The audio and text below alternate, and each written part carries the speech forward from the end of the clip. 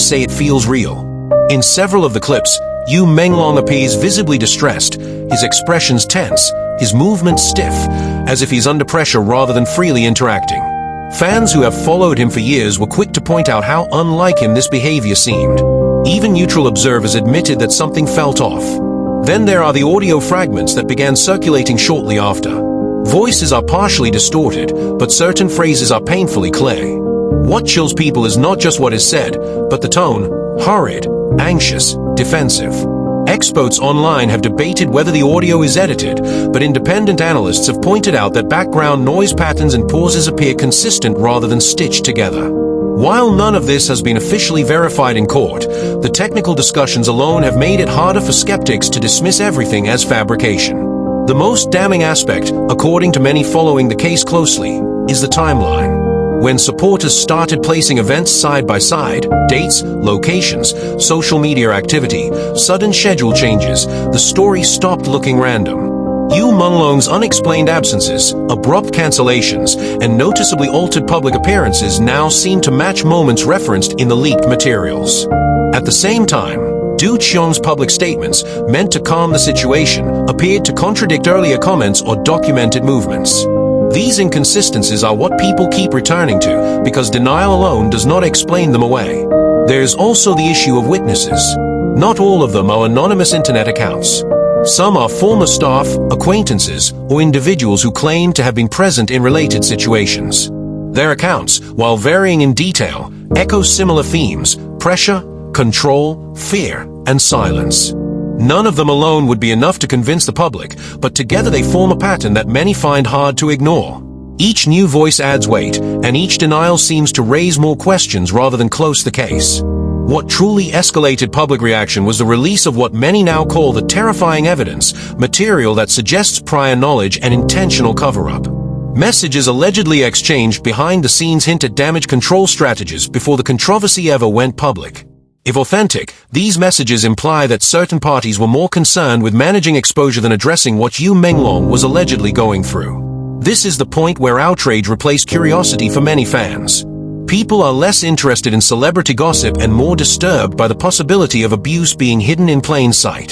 Qiang's stance has remained firm: denial, dismissal, and claims of misinformation. On paper, this is a standard legal and public relations response. But the problem, critics point out, is that denial does not address the specifics.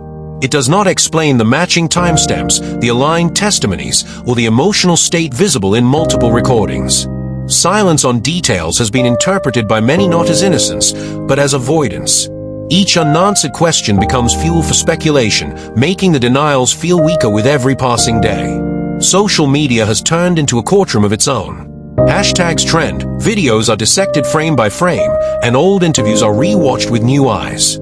Moments once considered harmless are now viewed as possible signs of distress.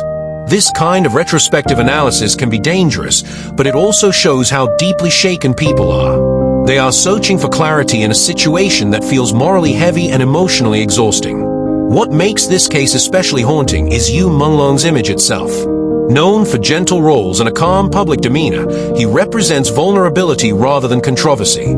Seeing someone like that at the center of such disturbing allegations amplifies the shock.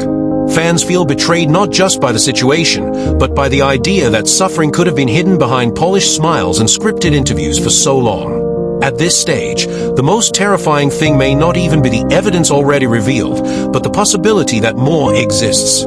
Each new leak has followed the same pattern: initial disbelief, technical scrutiny, then uneasy acceptance that it might be real.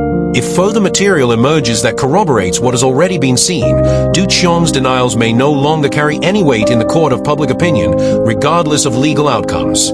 The Yu Menglong case has crossed a line from entertainment news into something darker and more serious. It forces uncomfortable questions about power, silence, and how easily truth can be buried when reputations and money are at stake. Whether or not every claim is ultimately proven, the evidence circulating now has already changed how people see this story. For many, denial is no longer enough because what they have seen and heard is simply too terrifying to ignore. As the days pass, the atmosphere around the Yu Menglong case continues to grow heavier, almost suffocating. What once felt like a scandal driven by online speculation has now evolved into a psychological standoff where silence speaks louder than statements. Every pause from Qiang's side is dissected, every delayed response interpreted as fear rather than strategy. The public no longer waits for dramatic revelations. Instead, they watch closely for what is not being said, and that absence has become deeply unsettling. Behind the scenes, insiders claim that pressure is mounting in ways the public cannot see. Legal teams are reportedly scrambling, not just to deny allegations, but to prepare for scenarios where denial may no longer be enough. This quiet urgency has only intensified suspicion. When people sense panic rather than confidence, trust erodes quickly. Observers note that if the accusations were truly baseless, the responses would be clearer, firmer, and supported by evidence rather than repeated claims of fabrication. Yu Menglong himself has become the emotional center of this storm.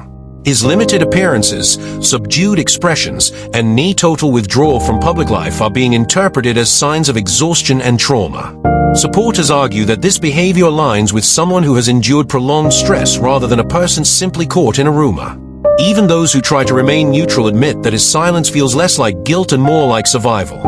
What continues to disturb people most is the sense that this story reflects something far bigger than two names. It exposes an industry culture where power imbalances can thrive in darkness, where young talents are expected to endure in silence, and where speaking out risks total erasure. The Yu Menglong case has become a symbol, igniting conversations many avoided for years. Fans are no longer just demanding answers, they are questioning the systems that made such a situation possible in the first place. Online, the tone has shifted from shock to grim determination. Viewers are archiving clips, saving posts, and documenting timelines, afraid that key evidence might suddenly disappear. This fear of erasure has turned ordinary fans into digital watchdogs. The idea that truth could be quietly wiped away has become just as terrifying as the allegations themselves. As pressure builds, one thing is clear: this case is not fading. Attempts to wait it out have failed, and public attention has only sharpened. Each day without transparency deepens the damage. Whether through official investigation, unexpected testimony, or undeniable proof, many believe the truth will eventually surface. When it does, it may not just decide who is lying and who is telling the truth, but force a reckoning that the industry can no longer escape.